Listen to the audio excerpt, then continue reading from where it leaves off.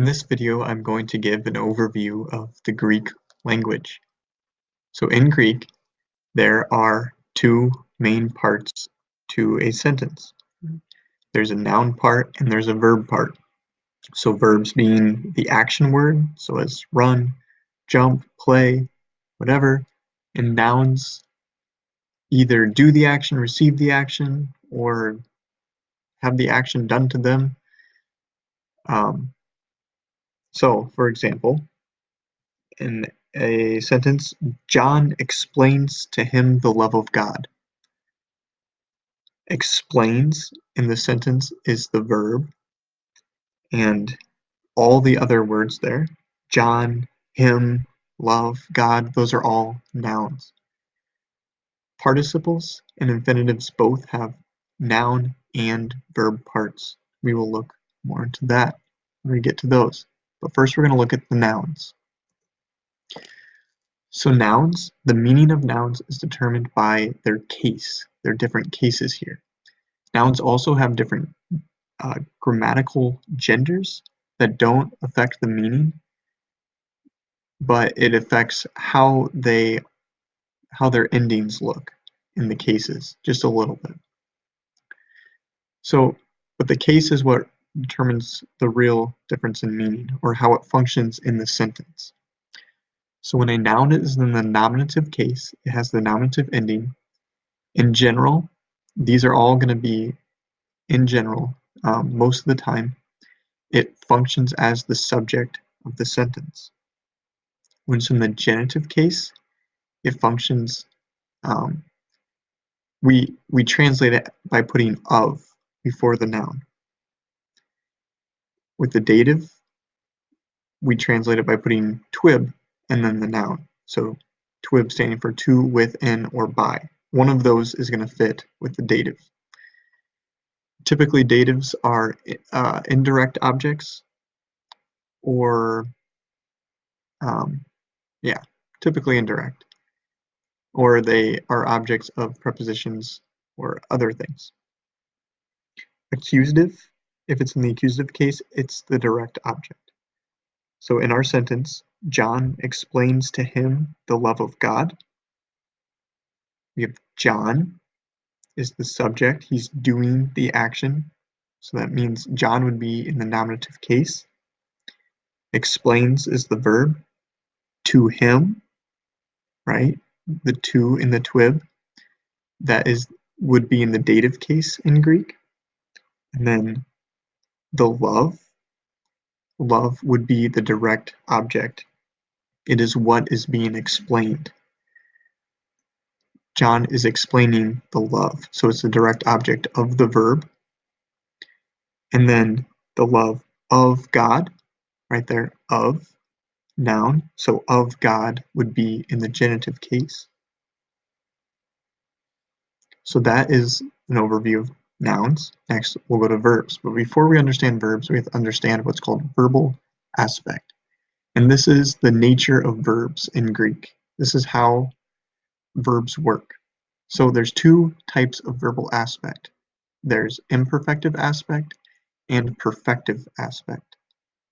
And the picture here that helps us understand, perfective aspect is a helicopter view of the action.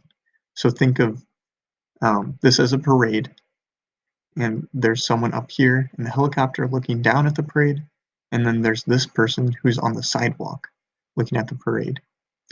This person on the helicopter sees the action of the verb, so think of this as the verb explaining. He just looks at the verb as a whole and looks and sees, oh, he explained the love of God. Where this guy is seeing the action carried out as it goes. He's seeing the inner working of it. He's in the moment watching the explaining being done. So perfective, the action has been perfected, it's been done. It's a summary, it's an overview in general. Imperfective is in general going to function as progressive, ongoing action. Another way to look at it, if this circle is the action, this is imperfective aspect in the middle of the action, watching it happen being affected by it. And here, this would be perfective aspect, outside of the action, looking at it from a distance. So, verbs have three things: tense, voice, and mood.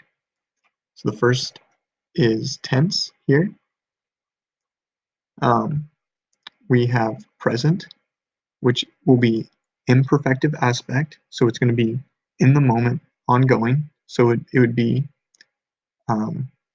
John is explaining. Is explaining. It's continuous there. There's future. John will explain. Looking at a future action. Imperfective. Imperfect. So that, yeah, there's imperfective aspect and imperfect tense. Not to get them confused, but imperfect tense uses imperfective aspect in the past.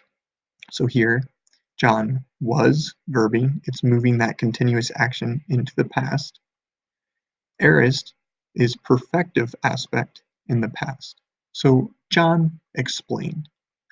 It's just a summary of what happened. It doesn't give you any detail. Perfect is typically explained as a past action that has future or present results. So John has explained.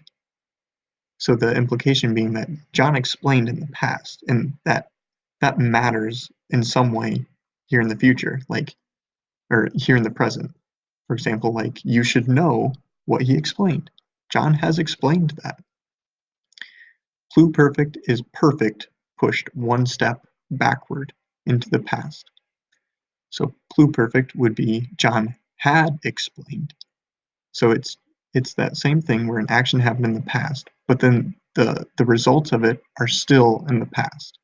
But just so think of perfect, just moved one step backward. So after tense, verbs also have voice. So active voice is when the subject does the action. John explained.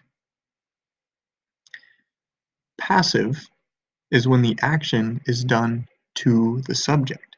So this would be John was, adding a to be verb, explained to. So the action is being done onto the subject, onto John. John is receiving the explaining now. John was explained to. Middle is anywhere between those two, middle voice.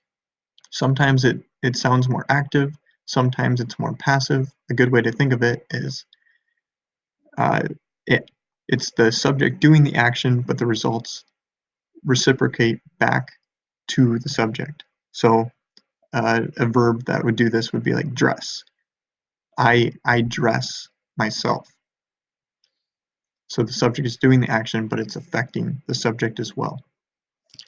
Verbs also have mood, and these all are ranked here by certainty. So indicative is just a straight sentence. It indicates something. John explained. Imperative is a command. So this would just be like, explain this to me, commanding an action to be done. Subjunctive takes a step back from certainty. John might explain that. And optative is even further. John may explain that. In Koine Greek, in Biblical Greek, these differences here are not as clear. So you'll mainly see subjunctive. Participles are verbal adjectives. So they have both adverbial functions and they can also function as a noun. So an example, you just put the verb and then ing. So an example would be explaining the love of God. John showed his passion. So explaining the love of God would be a participial phrase.